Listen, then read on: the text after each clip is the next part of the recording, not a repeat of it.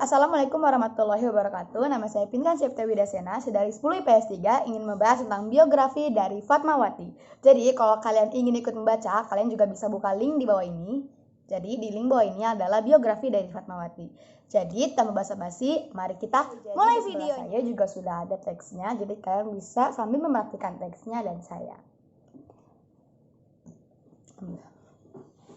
Fatmawati, wanita asli pribumi ini lahir di Bengkulu pada tanggal 5 Februari 1923 dengan nama asli Fatmawati. Nama Fatmawati merupakan pemberian dari kedua orang tuanya. Fatmawati merupakan keturunan dari pasangan Hasanuddin dan Siti Khadijah, yang mana kedua orang tuanya adalah keturunan Putih Indrapura atau biasa disebut seorang keluarga raja dari Kesultanan Indrapura, pesisir selatan Sumatera Barat. Ayah Fatmawati juga terkenal sebagai salah satu tokoh Muhammadiyah di Bengkulu. Fatmawati dididik dan dibesarkan kedua orang tuanya di Bengkulu. Ketika beranjak dewasa, Fatmawati menikah dengan Presiden Indonesia pertama, Soekarno, pada tanggal 1 Juni 1943. Saat itu, Fatmawati berusia 20 tahun. Dan pernikahan tersebut secara otomatis Fatmawati menjadi ibu negara Indonesia pertama di tahun 1945 hingga tahun 1967. Fatmawati merupakan istri ketiga dari Presiden Soekarno.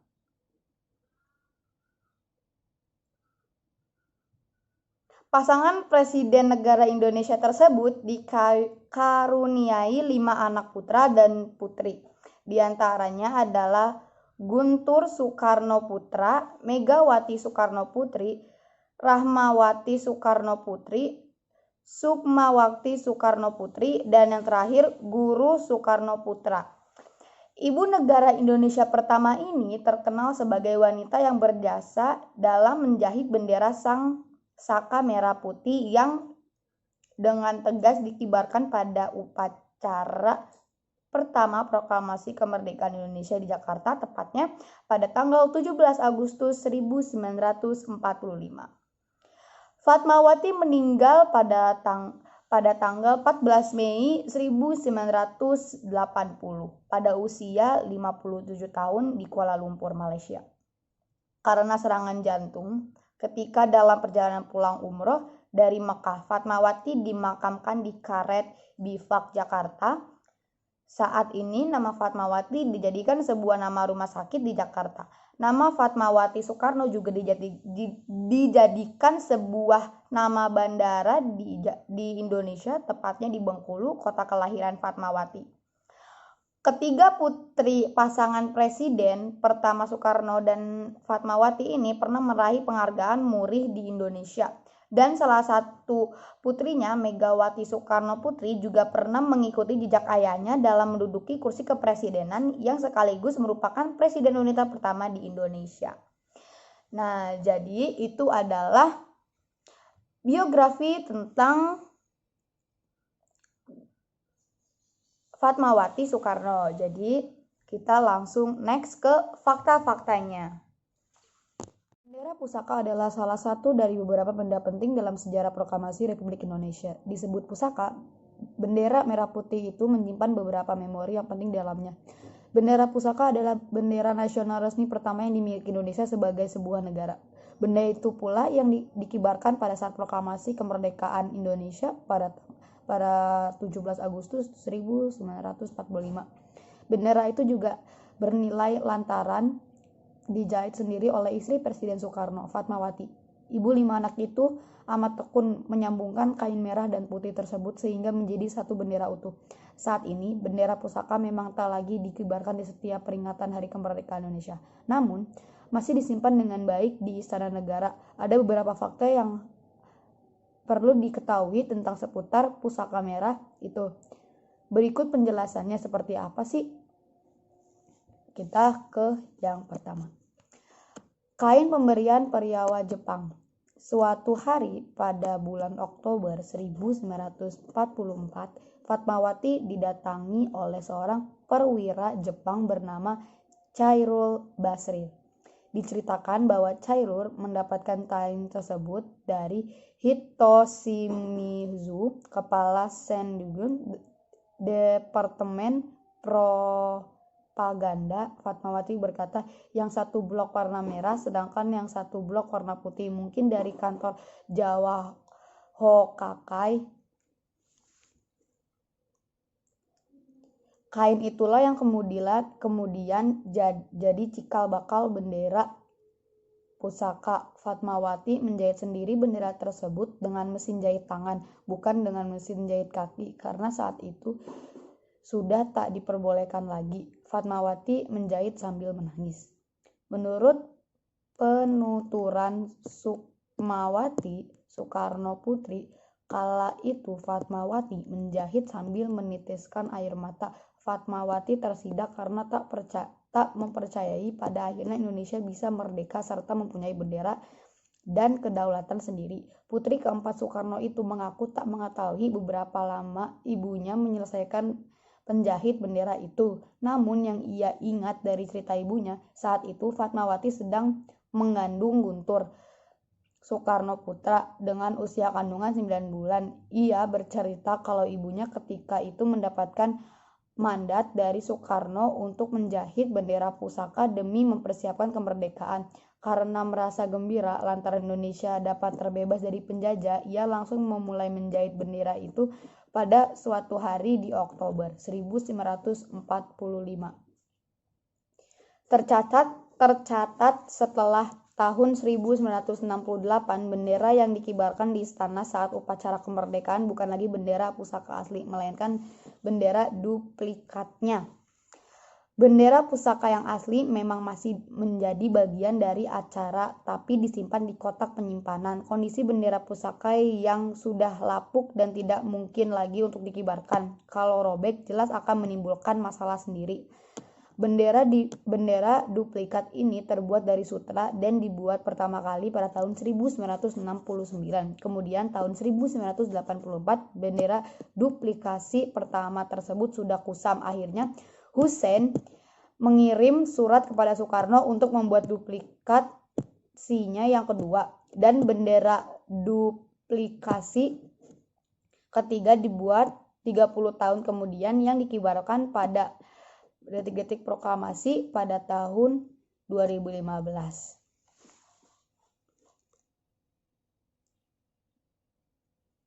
Bendera Indonesia memiliki nilai sejarah tersendiri. Mereka berarti keberanian, putih berarti kesucian, merah melambangkan raga manusia, sedangkan putih melambangkan jiwa manusia. Keduanya saling melengkapi dan menyempurnakan jiwa dan raga manusia untuk membangun Indonesia. Desain bendera ini dibuat berdasarkan bendera Majapahit pada abad ke-13. Desain bendera Majapahit itu sendiri dari 9 garis berwarna merah dan putih, tersusun selang-seling atau bergantian. Konon warna merah juga melambangkan gula aren dan putih melambangkan nasi. Gula aren dan nasi sama-sama penting dalam masakan Indonesia. Bendera pusaka adalah salah satu dari beberapa benda penting dalam sejarah proklamasi Republik Indonesia. Disebut pusaka, bendera merah putih itu menyimpan beberapa memori yang penting di dalamnya. Bendera pusaka adalah bendera nasional resmi pertama yang dimiliki Indonesia sebagai sebuah negara. Benda itu pula yang dikibarkan pada saat proklamasi kemerdekaan Indonesia pada 17 Agustus 1945. Bendera itu juga bernilai lantaran dijahit sendiri oleh istri Presiden Soekarno, Fatmawati. Ibu 5 anak itu amat tekun menyambungkan kain merah dan putih tersebut sehingga menjadi satu bendera utuh. Saat ini, bendera pusaka memang tak lagi dikibarkan di setiap peringatan Hari Kemerdekaan Indonesia. Namun, masih disimpan dengan baik di Istana Negara. Ada beberapa fakta yang perlu diketahui tentang seputar pusaka merah itu. Berikut penjelasannya seperti apa sih? Kita ke yang pertama. Kain pemberian Peryawa Jepang. Suatu hari pada bulan Oktober 1944, Fatmawati didatangi oleh seorang perwira Jepang bernama Chairul Basri. Diceritakan bahwa Chairul mendapatkan tayang tersebut dari Hitoshimizu, kepala Sengun Departemen Propaganda. Fatmawati berkata, yang satu blok warna merah sedangkan yang satu blok warna putih, mungkin dari kantor Jawa Hokakai. Kain itulah yang kemudian jadi cikal bakal bendera pusaka. Fatmawati menjahit sendiri bendera tersebut dengan mesin jahit tangan, bukan dengan mesin jahit kaki, karena saat itu sudah tak diperbolehkan lagi. Fatmawati menjahit sambil menangis.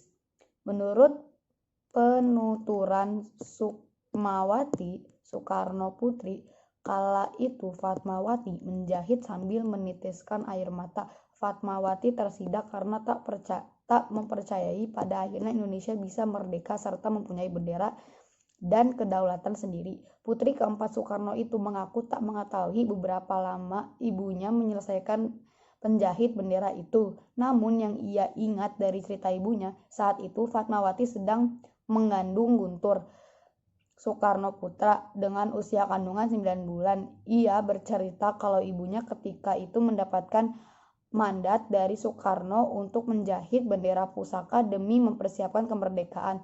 Karena merasa gembira lantaran Indonesia dapat terbebas dari penjajah, ia langsung memulai menjahit bendera itu pada suatu hari di Oktober 1945.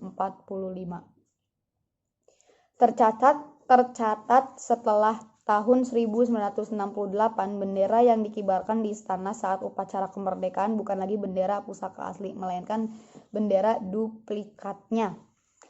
Bendera pusaka yang asli memang masih menjadi bagian dari acara, tapi disimpan di kotak penyimpanan. Kondisi bendera pusaka yang sudah lapuk dan tidak mungkin lagi untuk dikibarkan. Kalau robek, jelas akan menimbulkan masalah sendiri.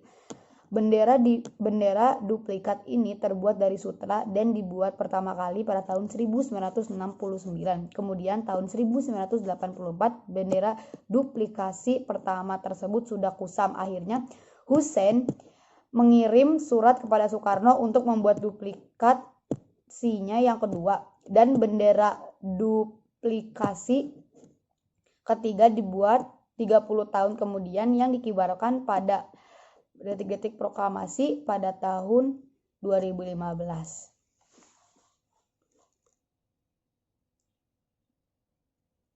Bendera Indonesia memiliki nilai sejarah tersendiri. Mereka berarti keberanian, putih berarti kesucian, merah melambangkan raga manusia, sedangkan putih melambangkan jiwa manusia.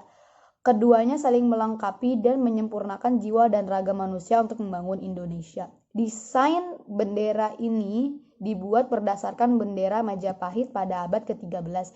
Desain bendera Majapahit itu sendiri dari 9 garis berwarna merah dan putih, tersusun selang-seling atau bergantian. Konon warna merah juga melambangkan gula aren dan putih melambangkan nasi.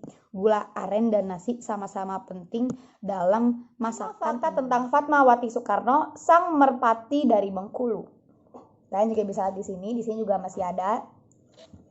Sosok Fatmawati tidak bisa dilepaskan dari Soekarno, Presiden pertama Republik Indonesia. Ia berdiri di belakang suaminya saat proklamator mengumumkan kemerdekaan Indonesia. Ia pula yang berjasa menjahit bendera pusaka yang dikibarkan pada 17 Agustus 1945. Di balik penampilannya yang anggun, perempuan kelahiran Bengkulu itu memiliki ketegasan yang tidak mudah ditaklukkan Soekarno. Ia menolak untuk dimadu hingga mengajukan syarat besar kepada Bung Karno yang hendak mempersunting dirinya. Ceraikan istrimu jika ingin menikahiku. Pertanyaan ini yang menjadi dia sebagai sosok anti poligami, ujar sejarawan Bengkulu Al-Chala Zamora di Bengkulu. Syarat itu akhirnya dipenuhi dan menceraikan Inggit Garnasi, perempuan asal Bandung yang telah mendampingi Soekarno selama memperjuangkan kemerdekaan.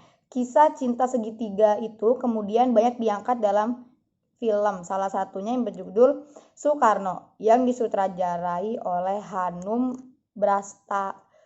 Bramantyo.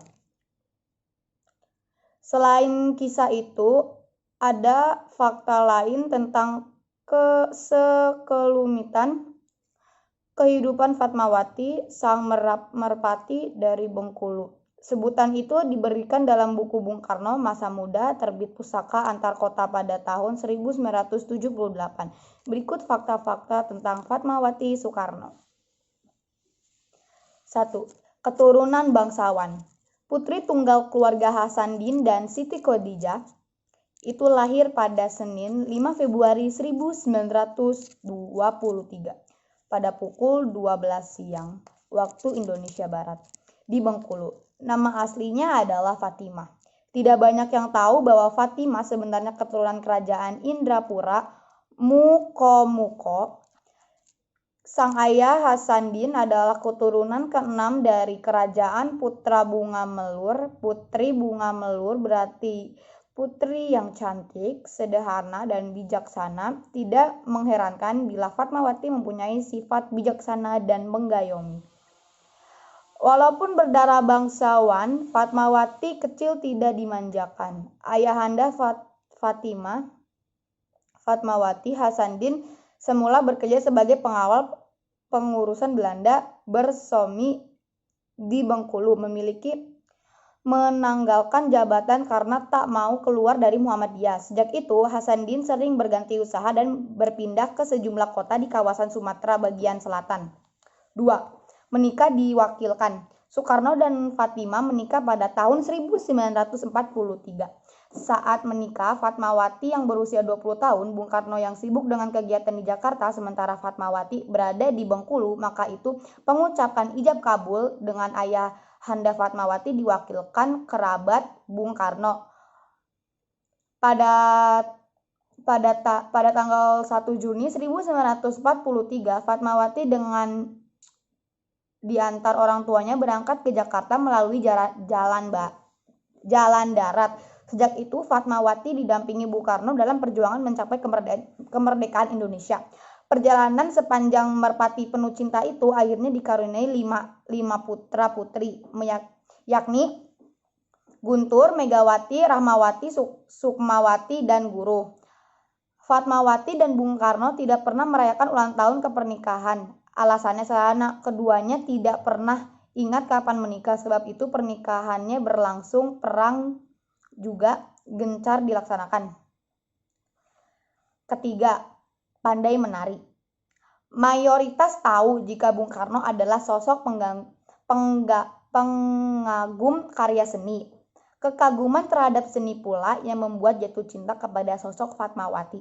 Saat itu, Fatmawati muda menjadi pemeran utama dalam Sendratari Rainbow yang dipentaskan di Sanggar Petunjuk Monte Carlo.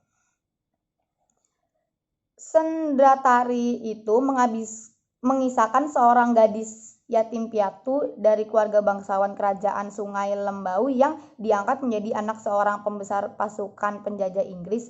Dalam Sendratari itu, Fatmawati menunjukkan kebolehannya menari, khususnya tari Melayu. Sementara Bung Karno saat itu hadir karena menjadi pembina Sanggar. Yang keempat, pindah ke Kebayoran Baru.